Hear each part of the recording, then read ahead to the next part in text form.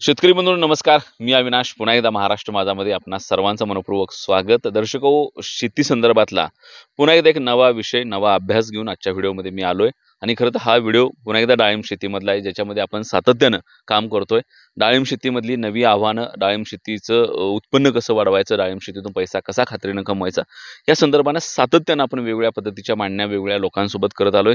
आज देखील अशाच संदर्भातला डाळिंबातला एक नवा विषय, नवी माहिती, नवा अध्याय घेऊन खरं तर मी कर्नाटक राज्यातल्या बागलकोट जिल्ह्यातील जमखंडी तालुक्यातील कनोळी या गावातील अशोक निकम या शेतकऱ्याच्या शेतामध्ये आहे.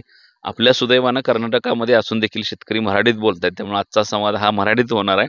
परंतु हे सगळं होत असताना कृष्णा नदीपासून ह्युमिडिटी, आता मी बोलतोय त्यावेळेला 8 किलोमीटर अंतरावरचं हे क्षेत्र आहे आणि प्रचंड ह्युमिडिटी असलेला हा सगळा भाग आहे. ऊसाचा पट्टा मोठ्या प्रमाणात आहे. त्यामध्ये अशा पद्धतीचा नवीन प्रयोग डोंगराच्या पायथ्याला करून ह्या शेतकऱ्यांना सक्सेस करून दाखवलाय. मगापासून मी या काकांसोबत बागेमध्ये फिरतोय, त्यावेळेला कुठल्याही पद्धतीचा डाळिंब शेतीचा अनुभव नसताना आणि पहिल्यांदा त्यांनी त्यांच्या पद्धतीने प्रयोग करत करत ज्या पद्धतीने ही डाळिंबाची बाग फुलवली, त्यामध्ये त्यांचं नियोजन काय, मेहनत काय, आणि उद्या डाळिंब शेतीमध्ये नव्यानं जी काय मुलं येऊ बघतायत किंवा ज्यांच्याकडे जुनी डाळिंब आहेत पण त्यांना ती नव्या नियोजनानं करायची आहे, किंवा डाळिंब आहे परंतु ते आपापल्या पद्धतीनं करतायत, त्यामध्ये त्यांना जर चांगली प्रॅक्टिस भेटली तर अजून 4 पैसे मिळतील, अशा संदर्भातली भावना ज्या लोकांच्या, त्यांच्यासाठी आजचा व्हिडिओ अतिशय महत्त्वाचा आहे. हा व्हिडिओ शेवटपर्यंत बघा, कारण लागवडीपासून ते हार्वेस्टिंग पर्यंतच्या प्रत्येक टप्प्याबद्दलचा प्रश्न मी शेतकऱ्यांनाही विचारणार आहे.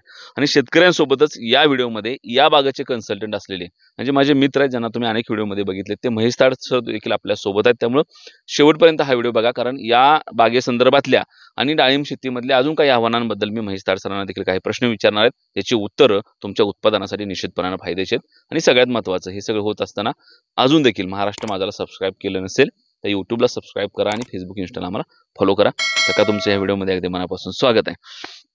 खरं तर उकाड आहे वातावरणामध्ये, नदी अगदी 8 किलोमीटरवरनं इथं वाहते, कृष्णामाई भरून व्हायला लागले.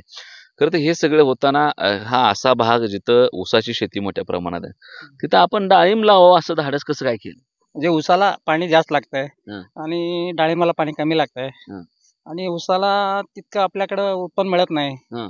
ते एकरी 20 टन 30 टन तेवढंच निघतंय आता म्हणून. कसं काय त्यामुळं एवढं कमी निघतं इकडे?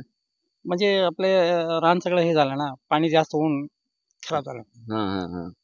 त्यामुळं मी याला एक डाळिंब लावून बघा म्हणून डाळिंब लावले. मग ते सुरुवातीचं डाळिंब लागवडीचं नियोजन कशा पद्धतीने केलं? आम्ही रेग्युलर कसं चर काढतो, चर काढून म्हणजे लोकल कोण लावतात ते बघून केलो तसंच चर काढून म्हणजे मध्ये. हा, बर. हां. मग परत तुमचा व्हिडिओ बघितला. बर. तुमचा व्हिडिओ बघून परत महेश ताडांचं त्याच्यावर नंबर सापडला. बर. मग जाऊन महेश ताड सराकडे जाऊन मग त्यांनी सांगितले असं नाही का लावायचं, बेडवर लावायचं म्हणे. मला त्यांनी 4-5 प्लॉट दाखवले तिथनं. बर. दाखवल्यामुळं मग मी परत आलो तिथून. परत येऊन मग परत झाडाच्या बाजूला बेड करून ते झाड काढून परत तिथे लावला. बर. म्हणजे लावलेलं झाड उपसलं, झाड लावलेलं झाड उपसलं. ही सगळी झाडं लावलेलंच उपसून लावलं. खराब झालं नाही? नाही, खराब झालं नाही. बर. आता किती बाय कितीचं अंतर आहे? हे 8 बाय 13चं अंतर आहे. म्हणजे असं 13 हा, आणि असं 8. मोठं अंतर ठेवले असं ट्रॅक्टर ट्रॅक्टरनं. बर. आता हे पहिल्या वर्षीचा हे आहे, किती माल निघतो एका झाडाला तुम्ही बघितलं? माझ्या अंदाजे एक 25 ते 30 किलो कॅरेट भरलाय. हं. कॅरेट भरून काढलाय. 25 ते 30 किलो नाही केलं एका झाडाला एका झाडाला पहिल्या वर्षी. वर्षी. हे जरा साईजला लहान राहिलं थोडं, संख्या ही जी एवढी कशी काय ठेवली? थिनिंग केलं नाही? थिनिंग केलो तरी पण आपल्याला आता पुढे काय येणार म्हणून काय आपल्याला तेवढं आयडिया नव्हती. नवीनच केलंय आपण म्हणून. त्यामुळे तेवढं माल राहिला जास्त. महेश रावने सांगितलं होतं थिनिंग करायला? सांगितलं त्याने. सांगितलं तरी पण केलो. मग थोडं राहिला जास्त माल. राहिला लय जास्त राहिला. एका झाडाला एवढं नसायला पाहिजे. ही लय फळ आहे, 100-125 फळ आहे एका झाडाला. जास्त राहिला. त्यामुळे ती साईज नाही ना होणार तेवढी. आता काय रेट चालू आहे मार्केटमध्ये? आता 100 रुपये चालू आहे. 100. बर. जरा वाढून यायची वाढून यायची अपेक्षा. अजून त्या दिवशी 4-5 दिवस थांबलाय. अजून काय थांबू शकता ना तुम्ही? थांबू शकता. बर. आता मला सांगा, हे सगळं करताना नियोजनामध्ये खाली तुम्ही बेड वगैरे सगळ्या गोष्टी तयार केल्या. आता ही सगळी नियोजनाची माहिती तुम्हाला विचारू का महेश ताड सरांना? महेश ताड नाही विचार. ठीक आहे, महेश येतोच व्हिडिओमध्ये. महेशचं स्वागत आहे. खरं तर महेशराव, बागाकडे बघितलं तर माल खूप ठेवलाय शेतकऱ्यांनी. मी लाल भडक झाडं दिसायला लागलेत. पहिलं वर्ष आहे खरं तर. झाडं चांगली आहेत, ताकद आहे झाडांमध्ये, परंतु थिनिंग प्रॉपर व्हायला पाहिजे होते. शेतकरी म्हणतात की तुम्ही सांगितलं पण घाबरून. का असं होतं? मी बऱ्याच बागांमध्ये बघतो किंवा बऱ्याच लोकांसोबत मी व्हिडिओ करतोय सातत्याने डाळिंबाचं. थिनिंगच्या बाबतीमध्ये शेतकरी तेवढं धाडस करत नाही. म्हणजे अपवाद आहेत. मी मध्येच तुम्हाला आठवत असेल की 261 रुपयांचा जो पन्हाळे बंधूंचा राहुरीचा प्लॉट केला, तिथं त्यांची साईज 980 ग्राम पर्यंत गेली, कारण त्या माणसानं थिनिंग इतक्यामुळे, म्हणजे त्याने मला सांगितलं की एक डम्पिंग हिरवा माल त्यानं त्यावेळेला बागेतून काढून टाकला होता. आपल्यात मात्र शेतकरी तशा पद्धतीचं धाडस करत नाहीत. काय वाटतं तुला, हे कारण काय असं किंवा ह्यांचं काय कारण?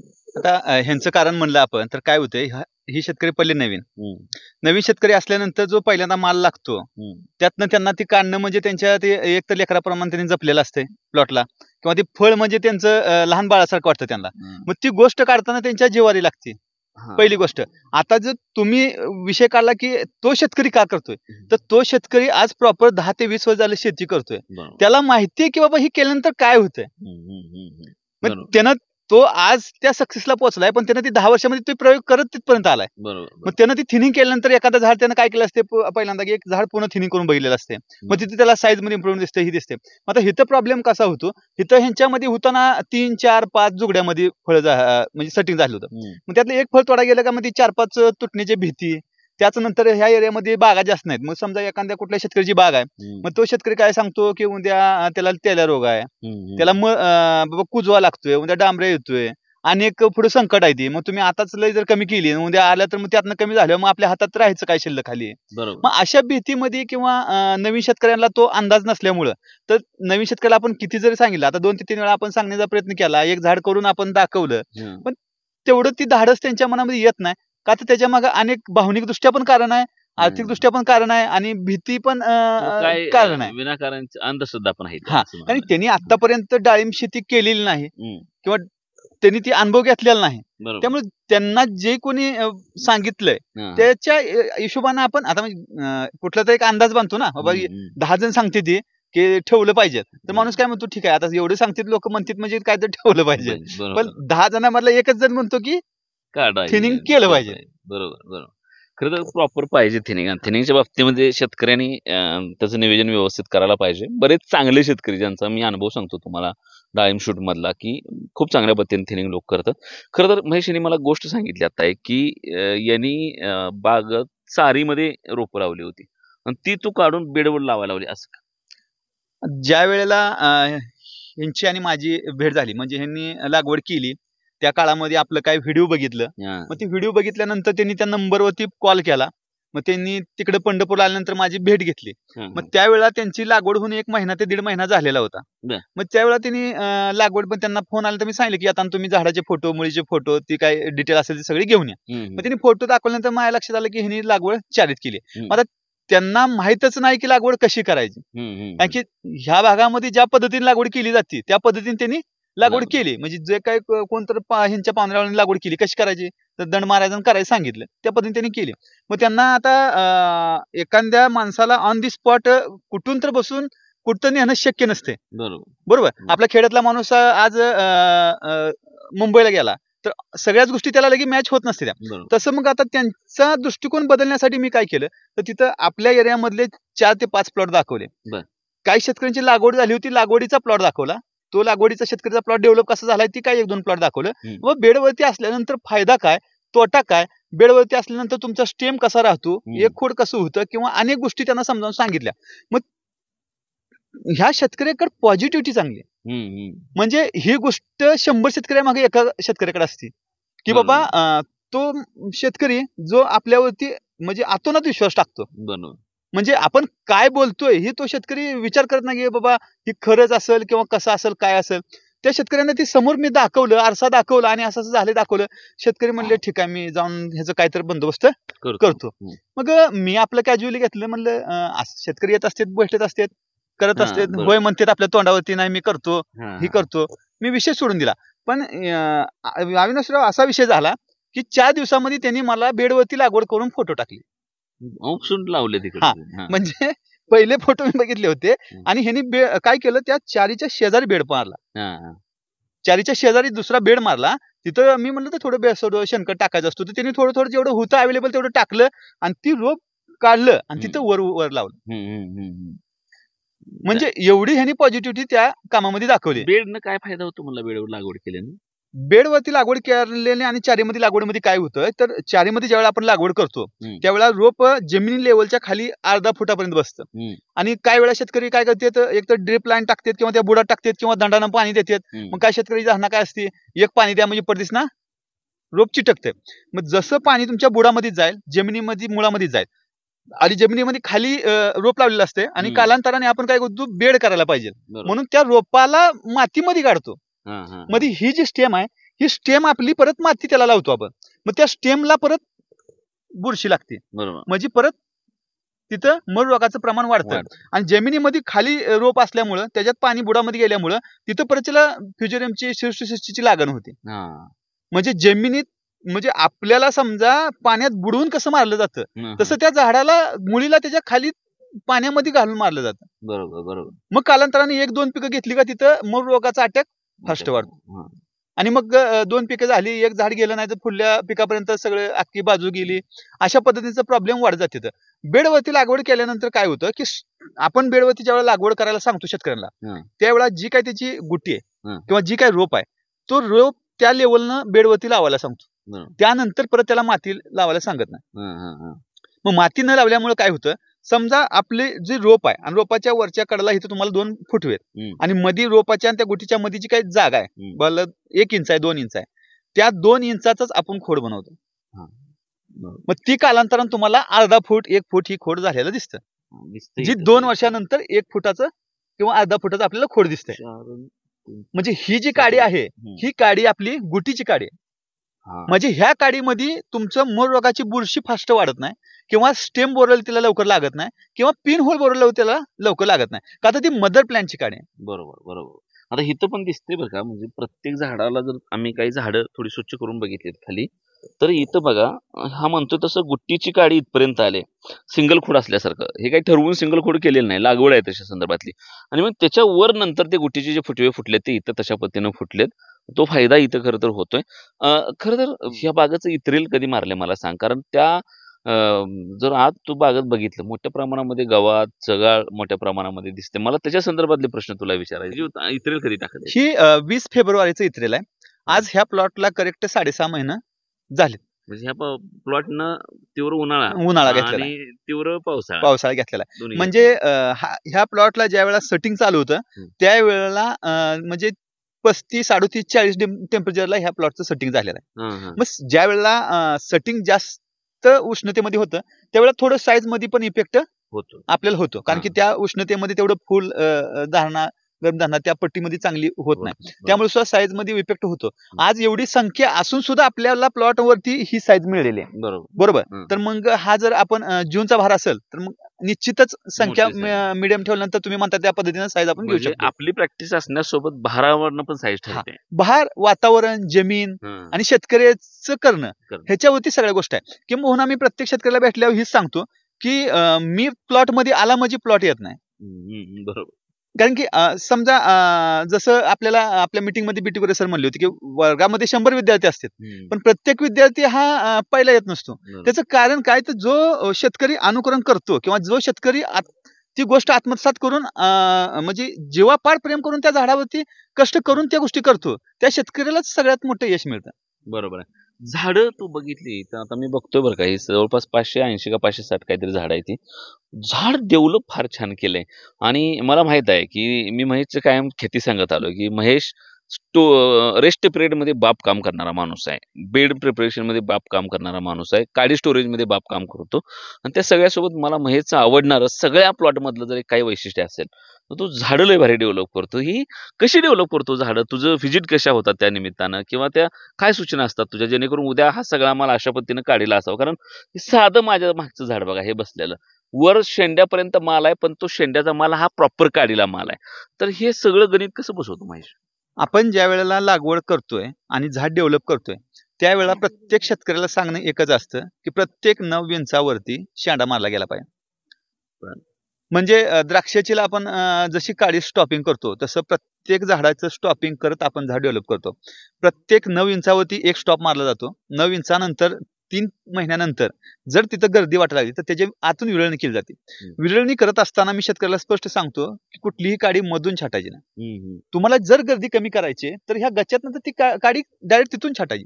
2-3 काड्याच्या मधली काडी तुम्ही छाटा आणि तिथं फक्त पोकळी तयार करा. मधून काडी छाटा, हिथून काडी छाटा, ती गोल डेरा झाला पाहिजे असं काही नसते.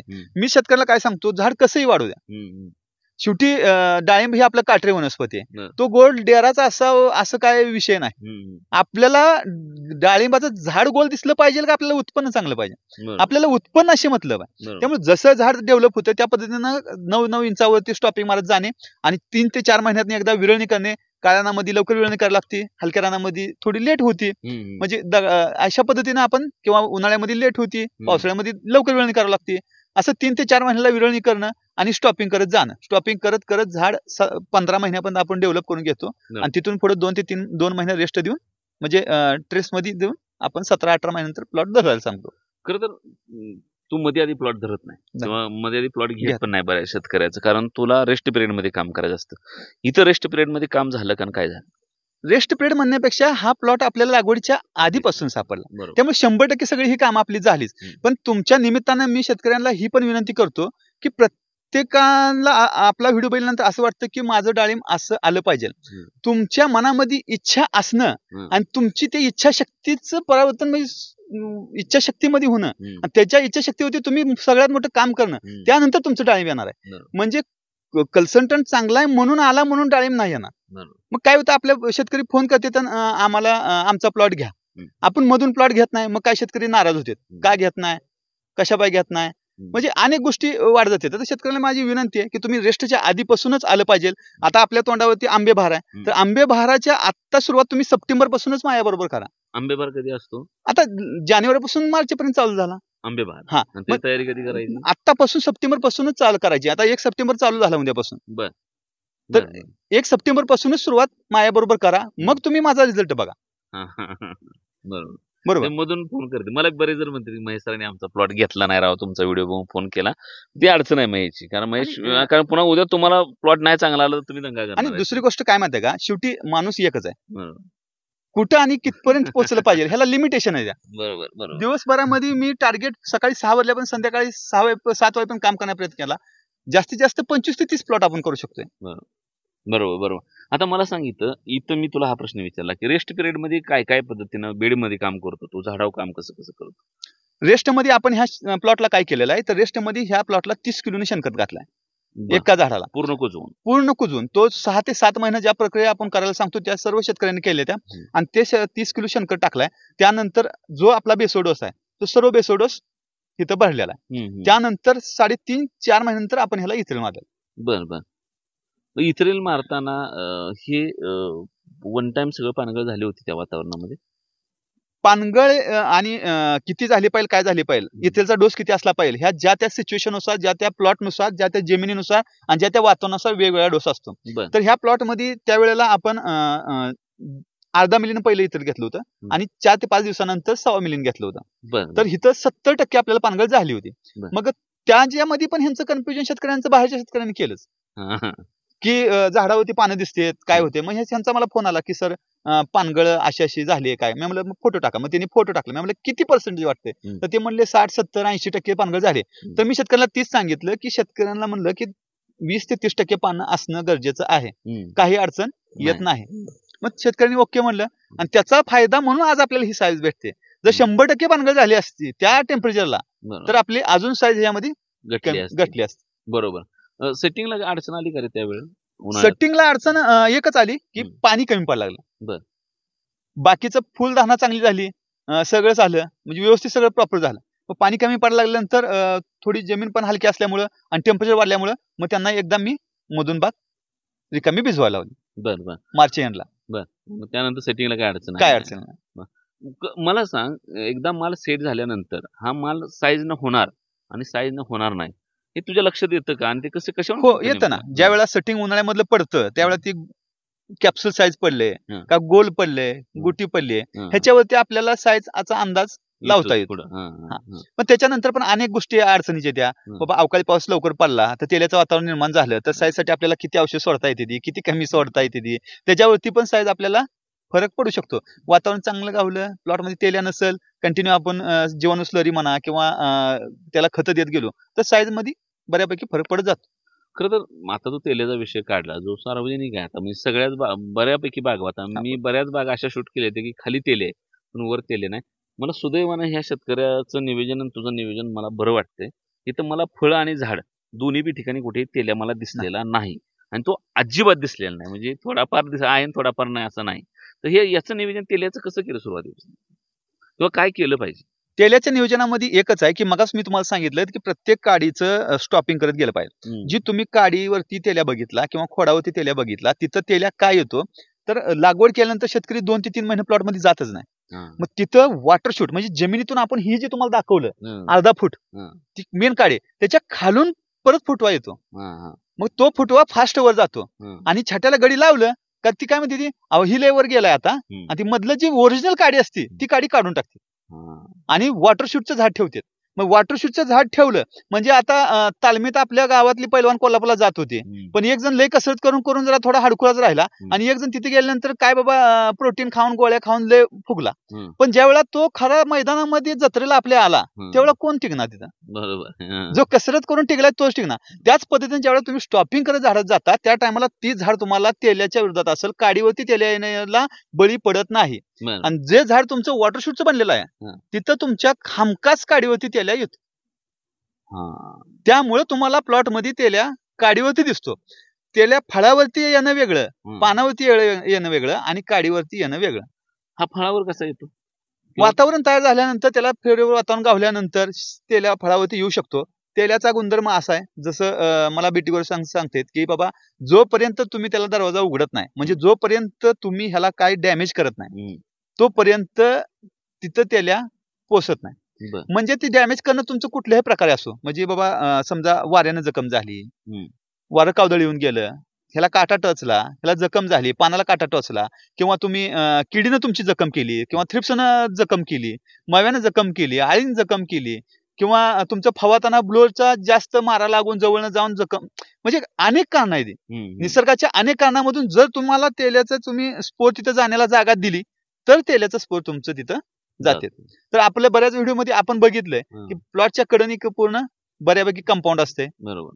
मग त्या वारं लागून प्लॉटला त्यासाठी त्याचं कंपाऊंड करणं असेल, झाड बांधणी करणं असेल, आता इथं अँगल लावून तारा लावून फाउंडेशन केलंय, झाड व्यवस्थित बांधलेली आहेत म्हणजे तेल्या आल्यानंतर औषध मारणं ही जी गोष्ट आहे ती माझ्या दृष्टिकोनातनं 10% पण नाही. तुम्हाला तेल्या येऊ नये म्हणून 90% आधी काम करायचं आहे. मग तेल्या आल्यानंतर कंट्रोल करण्यासाठी 10% मध्ये तुमचं औषध आहे. आणि आतापर्यंत तेल्यावरती 100% मारले आणि संपलंय असं औषध होत.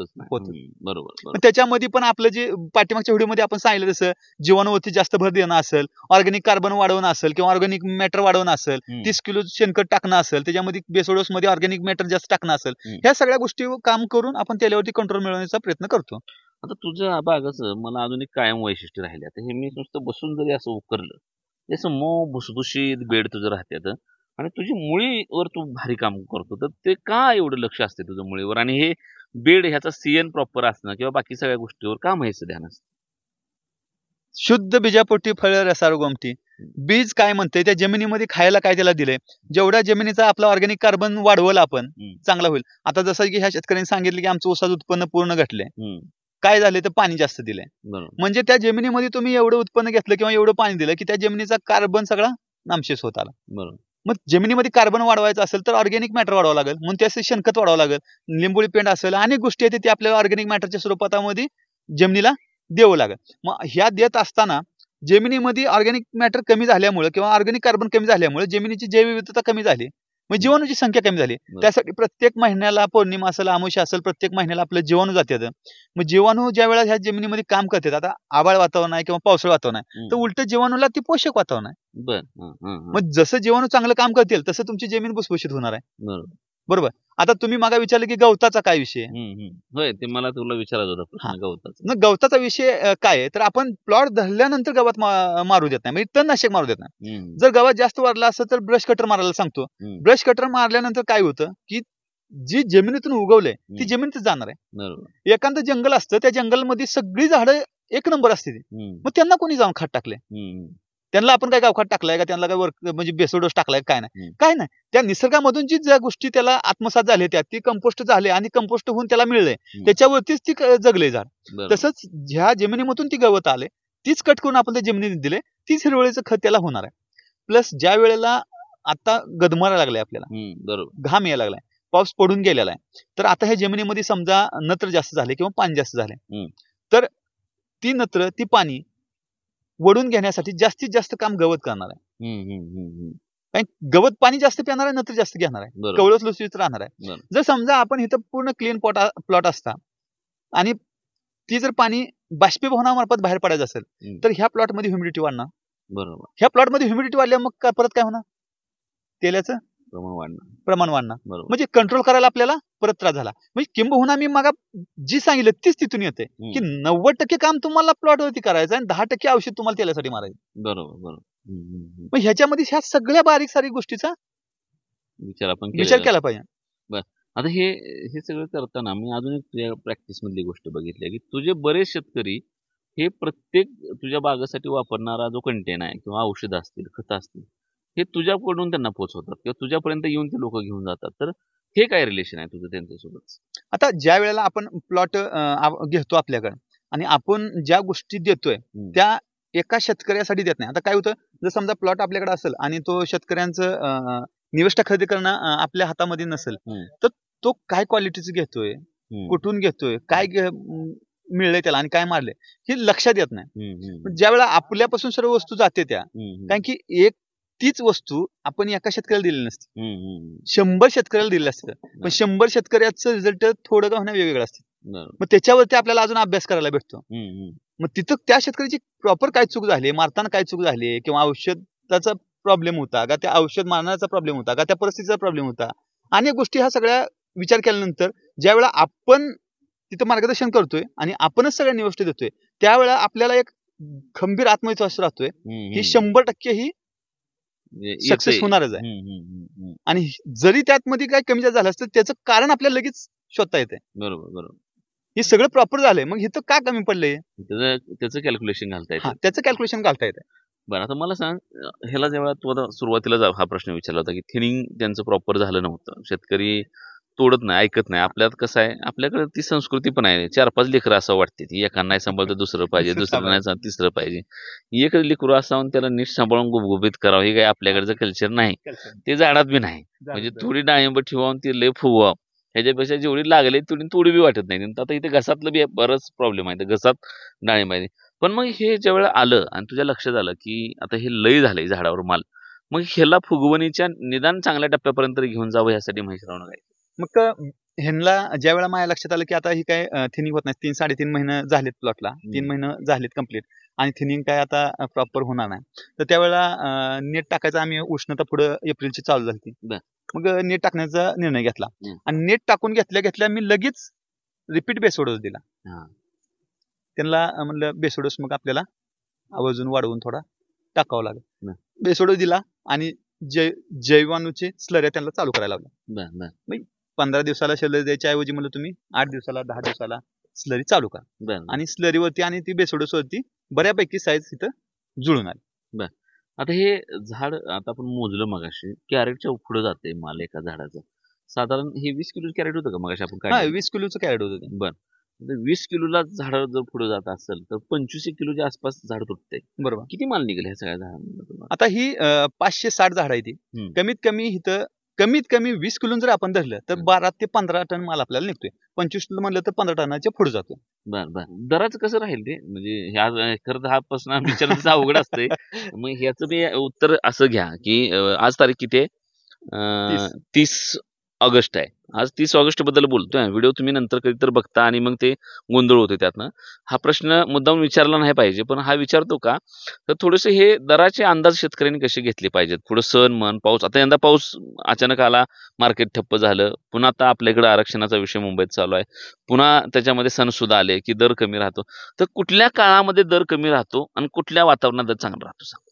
आता वातावरण आणि काळ असं कोणाला सांगता येणार नाही. म्हणजे ऊन पावसाळा वातावरण नव्हे, बाकीच वातावरण. आता वातावरणामध्ये म्हणलं तर आताची जी सिच्युएशन आपल्याला अडचणीत आली, जी शेतकरी आपल्या अडचणीत आली की त्याचा मध्ये मागच्या 5 दिवसापूर्वी 70-80 वरती दर आला. आता कुठे तर 90-100 वरती गेलाय. बरोबर. तर ही सिच्युएशन का आली, वातावरणामुळे का आली, तर ही आपण बघायचं म्हणलं तर मागच्या त्या 5 दिवसाच्या पाठीमागे सलग 8 ते 10 दिवस आपल्यात पाऊस चालू होता. बरोबर. म्हणजे आपल्यात पाऊस चालू होता, उत्तराखंड असेल, तिकडं हिमाचल प्रदेश असेल, ही सगळीकडे पाऊस चालू होता. अतिवृष्टी झाल्यामुळे काय झालं की आपल्यात पाऊस चालू, आपली कटिंग बंद. पुढे माल जाण्याचं पाऊस चालू असल्यामुळे पुढे माल व्यापाऱ्यांचं जायना, किंवा गेलेल्या गाड्या त्यांच्या खाली झाल्या नाही त्या, किंवा तिथं त्यांना थोडा लॉस झाला, XYZ अनेक गोष्टी त्यांच्यावर परिणाम झाला. मग ह्या 8 ते 10 दिवसामध्ये काय झालं, मालाची कटिंग बंद असल्यामुळे माल थांबली, किंवा पावसामधनं माल बाहेर काढता आले नाही ते. त्यामुळे थोडा लोड वाढला. त्यानंतर काय बऱ्याच शेतकऱ्यांचं म्हणणं असं होतं की गणपतीला चांगला रेट सापडतो. मग त्याच्यासाठी काय शेतकऱ्यांनी बागा थांबवल्या, तटवून ठेवल्या. त्यात परत पावसामध्ये बागा अजून तटल्या. ह्याचा लोड असा झाला की पाऊस उघडल्यानंतर दुसऱ्या दिवशी मार्केटला एवढी आवक झाली की एक दिवस 2 दिवस गाडी लोकांच्या खाली जाणार. मग आता मार्केटला वन टाइम एवढी आवक असणं, पुढे मागणी थोडी कमी असणं, ह्याच्यामुळे रेटवरती इफेक्ट झाला आणि रेट तिथं कमी झाला. मग 70-80 वरती रेट डायरेक्ट खाली आला. आता तोच रेट आता ह्या 5 दिवसामध्ये 90-100 वरती गेलाय, आणि थोडी मालाची आवक घटली, पुढे मार्केट चालू झाली किंवा लांबच्या गाड्या चालू झाल्या, तर हा रेट निश्चितच 100च्या पुढे 100% वाढू शकतोय. मग ही आवकवरती किंवा वातावरणावरती ह्या गोष्टी 100% अवलंबून आहेत. आता ह्या काळामध्ये मी पण असा विचार केला नव्हता की एवढा रेट खाली, आणि तो शक्य पण नव्हता, कारण की बऱ्याच बागा तेल्याने गेल्या, त्या अनेक गोष्टींना अडचणीत आहेत त्या. आता त्यानंतर म्हणजे आपल्याकडे अविनाशराव 12 मे ला पाऊस चालू झाला. बरोबर. 12 मे पासून कित्येक जणांचा प्लॉट डांबऱ्यानं खर्ट्यानं गेले. आता तुम्ही हा प्लॉट बघू शकता, इथं कुठे डांबऱ्या नाही, खर्ट्या नाही, कुजवा नाही किंवा तेल्या नाही, पण अनेक शेतकऱ्यांचा तसे अडचणी आल्या त्या. म्हणजे तो प्लॉट जी मालाची आवक येणार होती ती तेल्यामुळे, डांबऱ्यामुळे, खर्ट्यामुळे कमी झालीच ऑलरेडी. आता मला अजून एक प्रश्न आहे, आमच्या सगळ्या शेतकऱ्यांचा प्रश्न आहे तो, डाळिंबाचे बरेच यशोगाथेचे व्हिडिओ मी करतो. खरं तर हे यशोगाथेचे व्हिडिओ करण्यामागं मी थोडंसं विषयांतर होईल बरं का 1 मिनिटाचं. माझ्या प्रेक्षकांना मला आवर्जून सांगायचं आहे की अशा पद्धतीने शेतकऱ्याला पैसा किती झाला याचे व्हिडिओ करण्यामागचा माझा जर हेतू विचारला तर मला शेतीमध्ये शेतकऱ्याला चांगले दिवस आहेत हे दाखवायचं आहे. आपल्याकडे काय झालंय, शेती परवडत नाही, शेती वाईट, किंवा शेतकरी दाखवायचा म्हणलं की एक असा म्हातारा शेतकरी आबाळाकडे असा डोळं लावून बसलेला, त्याचं बनेल फाटलेला, त्याचं धोतर फाटलेलं, म्हणजे शेतकरी अवस्था दळिंद्रीच, हेच दाखवत आलेत आतापर्यंत. माध्यमाने हे दावलं, टीव्हीने हे दाखवलं, मीडियाने हेच दाखवलं. ह्याचा तोटा आपल्याला असा झाला की शेतकऱ्याला कोण पोरगी द्यायला बघा ना. का अशी दळिंद्री अवस्था असल्यावर कसं या घरामध्ये पोरगी द्यायची. मी उलटा चाललोय, मी दावा लागलो शेतकऱ्या घरातला पैसा, शेतकऱ्या शेतातली समृद्धी, शेतकऱ्या शेतातली पिकं, आणि मला हे सांगायचं आहे की ही जमतंय शेतामध्ये. हे 8-8 महिन्यामध्ये 15-15, 20-20 लाखाचं उत्पन्न हे मुंबईमध्ये आणि पुण्यामध्ये कुठे 20-25 हजाराची नोकरी लग्नासाठी करणाऱ्या पोरांना जमणार नाही, झेपणार नाही. हे प्रचंड मोठे उत्पादन आहे शेतीमध्ये, आणि शेतीत समृद्धी आहेच. एक डाव फेल केला तर त्याच वर्षात दुसरा डाव लागून पुन्हा शेतकरी लखोपती होऊ शकतो. त्यामुळे शेतकऱ्याला सोन्याचे दिवस आहेत. शेतीमध्ये भरपूर पैसा आहे, शेतीमधल्या मुलांकडे भरपूर पैसा आहे. त्यामुळे आपल्या मुली शेतकऱ्याला बिंदास द्या, हा विचार करतो. ह्यातनं अशा पद्धतीनं मला एक साधा विचार आहे, ह्याच्यानंतर असे बरेच विचार आहेत शेतकऱ्याच्या संदर्भातले, पण माझा तर मेन सध्या उद्देश असा असतो की हे शेतकरी जे काम करतायत त्यांना पैसे मिळतात हे मला सांगायचं आहे. आणि मला हे सांगायचं आहे की शेतकऱ्याच्या घरामध्ये समृद्धी आहे, तिथं आपली लेख तुम्ही बिंदास देऊ शकता, म्हणून ह्या यशोगाथा करायच्यात. हे सगळं करत असताना मला एक कॉमन प्रश्न विचारला जातो की डाळिंबाची मोठ्या प्रमाणामध्ये लागवड व्हायला लागले तर येत्या काळामध्ये डाळिंबाला दर मिळणार नाहीत, रस्त्यावर टाकावं लागेल, असं होईल वाटतं? तू डाळिंबात काम करतो. डाळिंबाची लागवड ज्या पद्धतीने आहे तसं जर सगळ्यांचं उत्पन्न आलं तर तसं होऊ शकतंय, पण किती टक्के शेतकऱ्याचं खरंच ह्या पद्धतीने उत्पादन येणार आहे, किती टक्के शेतकरी प्रॉपर नियोजन करणार आहेत, किती टक्के शेतकरी बेडवरतीच लावणार आहेत, किती टक्के शेतकरी शेणखत कुजवूनच घालणार आहेत, किती टक्के शेतकरी बाबा ती ऑर्गॅनिक कार्बनवरती काम करणार आहेत. म्हणजे जो खरं मातीमध्ये गाडून काम करणार आहे, स्वतःला त्या सिच्युएशन मध्ये नेऊन काम करणार आहे, त्या शेतकऱ्याचं डाळिंब येणार आहे. शेतकऱ्याचा खर्च किती झाला एकूण? ह्या शेतकऱ्याचा ह्या प्लॉटचा खर्च 1.5 लाख रुपये. बर, ह्याच्यामध्ये सगळा खर्च? हा, सगळा खर्च आला. म्हणजे आता ह्याच्यामध्ये काय रोपाचा ह्याचा त्याचा खर्च नाही, धरल्यापासूनचा खर्च आहे. बर, तू पाणी नियोजन सांगितलं, तर मी मगाशी तुला ह्याचा प्रश्न विचारला होता रेटच्या संदर्भातला बी. आज खरं तर आपण थोडंसं रेट हे अशा अंगाने थोड्याशा गप्पा जास्त मारल्या त्या, पण महेश सोबतचे खूप सारे व्हिडिओ महाराष्ट्र माझावर आहेत, तुम्ही बघू शकताय. म्हणजे आज बरेच प्रश्न शेतीतले डाळिंब शेतीतले विचारले नाहीत, कारण मी खूप वेळा विचारून झालेत. आम्ही महेशने मी मधमाशीवर एक व्हिडिओ केलाय, मला वाटतं बऱ्याच गोष्टींवर आम्ही व्हिडिओ एक केले. त्यामुळं खूप सारा कंटेंट तुम्हाला माझ्या महाराष्ट्र माझावर जाऊन बघायला मिळेल. महेशचं मातोश्री ॲग्रो कन्सल्टन्सी नावाचं फेसबुकला पेज आहे, युट्यूबला पण चॅनल आहे त्याच्याकडे जाऊन बघा. त्याचं पंढरपूर मंगळवेढा रस्त्याच्या मधीच मातोश्री ॲग्रो नावाचं दुकान पण आहे. तिथून तो सगळ्या गोष्टी हा शेतकऱ्याला पाठवतो. तिथंच शेतकऱ्यांसोबतच्या मीटिंग होतात, सल्ला होतो. आणि हे सगळं काम करत असताना आता महाराष्ट्रात महेश काम करतोय. हे सगळं होत तो आता कर्नाटकपर्यंत पोहोचलाय. कर्नाटकात तो कसं नियोजन करतो हे विचारणारच आहे, पण तत्पूर्वी ह्या शेतकऱ्याला किती फायदा होतो ह्या वेळेला मला जरूर सांग. आता सध्याला आपण कमीत कमी ह्या प्लॉटला म्हणलं तर 100 रुपयाच्या आसपास दर सापडेल. आता 90 ते 100 रुपये मार्केट चालू आहे. तरी पण मी शेतकऱ्यांना काय सांगितलंय की एक 4 ते 5 दिवस आपण अजून वेट करूया. म्हणजे 4 ते 5 दिवसामध्ये आवक थोडी घटली तर कमीत कमी 120 रुपयेपर्यंत रेट सापडावा अशी आमची अपेक्षा आहे. 120 रुपयाच्या रेट प्रमाणे जरी म्हणलं आणि जास्तीत जास्त जर 15 टन माल निघला तर 17-18 लाख रुपये होऊ शकतात. आपण 12 टन जरी माल धरला तर 15 लाख रुपये तर ह्या शेतकऱ्याला होऊ शकते. आणि 100 रुपये धरला आजच्या सारखा रेट तरी सुद्धा 12 लाख रुपये ह्या शेतकऱ्याला होऊ शकते. आणि 1.5 लाख रुपये खर्च सोडला तर 10-11 लाखाचा 1.5 लाख रुपये खर्च किंवा त्यांचा बाकीचा व्यवस्थापनाचा जरी खर्च म्हणला आपण 2 लाख 2.5 लाख जरी धरला म्हणजे बाबा त्याच्यामध्ये काय तारा लावलेत ह्यांनी किंवा फाउंडेशन केलंय इतर खर्च जरी धरला म्हणजे त्यांच्या लागवडीपासून त्यांचा 3 लाख जर खर्च म्हणला तरी आज रोजी त्यांना 9 लाख रुपये नेट प्रॉफिट आहे. आणि उत्पादनाचा खर्च त्यांचा 1.5 लाख वजा केला तर नेट प्रॉफिट त्यांचं आज 10 लाख रुपये आसपास, 10 लाख रुपयाच्या 10 ते 10.5 लाख रुपये आसपास. डाळिंबात दर कमी आले तरी बी प्रॉफिट 100% आहे. तुम्ही दर कमी आल्यानंतर तुमची क्वालिटी आणि तुमचं क्वांटिटी हे काम करते. बरोबर. आज इथं दर कमी असता आणि इथं क्वालिटीला कॉम्प्रोमाइज असतं तर इथं एवढा पैसा झाला नसता. आपण बसलो नसतो. खरं तर मला सांग हे कसं नियोजन करतो आता आज कर्नाटक आता आम्ही सकाळी निघलो किती वाजता आपण निघलो किती काल मी ह्याच भागात होतो. तू इथंच होता काल रात्री उशीरपर्यंत. आम्ही निघलो सकाळी पंढरपुरात 8 वाजता. आत्ता मगाशी पोहोचून आता व्हिडिओ शूट करतोय दुपारच्या वेळेवर डोक्यावर सूर्य. हे महाराष्ट्रातल्या एवढ्या बागा कर्नाटक कसं करतो नियोजन कसं. म्हणून तर मी मागा शेतकऱ्याला विनंती तीच केली की प्रत्येक शेतकऱ्यापर्यंत मी पोहोचणं शक्य नाही. मग त्यांचा फोन आला आणि त्यांचा प्लॉट आता आपण शूटिंग चालू आहे आपलं 1-2 तासाला काम चालू आहे मग कित्येक कॉल वेटिंगला पडले मग शेतकरी म्हणते फोन उचलत नाही. ते प्रत्येक गोष्ट आता समजून घेण्याचं आहे कारण की आता आपण एखाद्या ग्रुपमध्ये चर्चा चालू असते आपली चर्चा चालू आहे तर इथं फोन उचलणं शक्य नसते. मग 100% आपला फोन महागारी हा जातो. बरोबर. संध्याकाळी लेट जरी गेला तरी फोन जातोच महागारी. बरोबर. तुझा एक चांगला गुण मला काय आवडतो महेशचा की महेश निवेदन आहे ते त्यांच्या वहीत लिहून देतो असं स्वतः वहीत लिहून घेत नाही. असे मी बरेच कन्सल्टंट बघितले जे शेतकऱ्याला मार्गदर्शन करतात मग काय फवारले सांगत नाही. ही 2 औषधं मिक्स करून देते ही फवारा किंवा ह्या 2-3 गोष्टी आहेत ते करा. पण महेश जे निवेदन देतो किंवा महेश ज्या औषधांची नावं लिहितो ते शेतकऱ्यांच्या घरी असलेल्या मला वाटतं डायरीमध्ये लिहितो किंवा व्हॉट्सअपला तो सगळा डेटा त्यामध्ये फिट असतो आणि त्यातून फायदा त्या शेतकऱ्याला होतोय. डाळिंबाची शेती मी म्हणतो तसं खऱ्या अर्थानं शेतकऱ्याला पैसे मिळवून देणारी शेती आहे. फक्त ह्याच्यामध्ये नियोजन प्रॉपर लागतंय स्वतःची मेहनत लागते. सगळ्यात महत्वाचं म्हणजे असं महेशसारखा माणूस जर समजा तुम्ही कन्सल्टंट म्हणून नेमला तर याच्यावर तुम्ही पक्का विश्वास ठेवावा लागतो आणि यानं सांगेल ती प्रॅक्टिस जर तुम्ही परफेक्ट केली तर निश्चितपणाने उत्पन्न मिळते. मी जर वर्षी शूट करतो महेशच्या बागा 10 ते 12 आणि बघतो जवळपास मला वाटतं 60-70 उगाच फिरत असतोय. तर बऱ्यापैकी मी बागा महेशच्या बघतो तेव्हा प्रचंड चांगल्या पद्धतीचं नियोजन त्याचं आहे. प्रॅक्टिस अतिशय चांगल्या पद्धतीची आहे. शेतकऱ्याला प्रचंड पारदर्शकपणे तो सगळी माहिती देत असतो आणि त्यातून तर उत्पन्न ज्यावेळेला घेतो शेतकरी त्यावेळेला आज अशा पद्धतीचं समाधान मिळतंय. आज तुम्ही माझ्या पाठीमागं झाडं बघितली तर प्रचंड जास्त संख्येचा माल आहे इथं तरी देखील साईज बऱ्यापैकी येणं इथं आणले. आणि दुसरी महत्वाची गोष्ट म्हणजे रेट कमी मिळाला तरी ॲव्हरेज चांगलं मिळत असल्यामुळं आणि माल फ्रेश असल्यामुळं त्याला मार्केटमध्ये निश्चितपणानं 2 पैसे शेतकऱ्याला मिळणार आहेत. डाळिंबाच्या शेतीमध्ये काम करत असताना अनेक प्रश्न आहेत. अगदी लागवडीचा प्रश्न आहे, मुळीचा प्रश्न आहे, निमॅटोडचा प्रश्न आहे, तेल्याचा प्रश्न आहे, कुजव्या आहे, डांबरे आहे, मर रोग आहे, पिनहोल बोरर आहे, अनेक पद्धतीचे रोग आहेत. मधमाशी सेटिंगच्या काळामध्ये असणं महत्वाचं आहे. अगदी सुरुवातीला पडणारी कळी ही कॅप्सूल पडते का गाठ पडते याच्यावरनं देखील तुमचा माल उद्या फुगणार आहे का नाही फुगणार आहे. त्यापासून ते मग वेगवेगळ्या हंगामामधलं वेगवेगळं पाणी नियोजन असेल ह्या बऱ्याच गोष्टीच्या संदर्भानं डिटेल माहिती आहे. आणि त्यापेक्षाही महत्वाचं मला याची आवडणारी सगळ्यात चांगली गोष्ट काय असेल तर ते म्हणजे रेस्ट पिरियडमध्ये हा शेतकऱ्याला रेस्ट घेऊ देत नाही. पिकाला रेस्ट असते, शेतकऱ्याचा तो ऍक्टिव्ह काळ आहे तिथं रेस्ट नाही.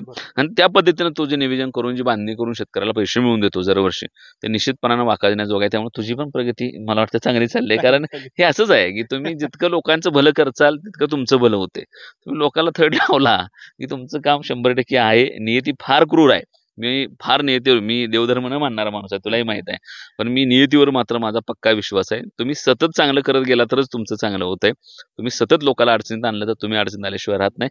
आणि तुझी प्रगती ही निश्चितपणाने शेतकऱ्याच्या प्रगतीतूनच आहे. त्यामुळे हा शेतकरी सुखी झाला पाहिजे, समृद्ध झाला पाहिजे, त्याला पैसे मिळाले पाहिजेत.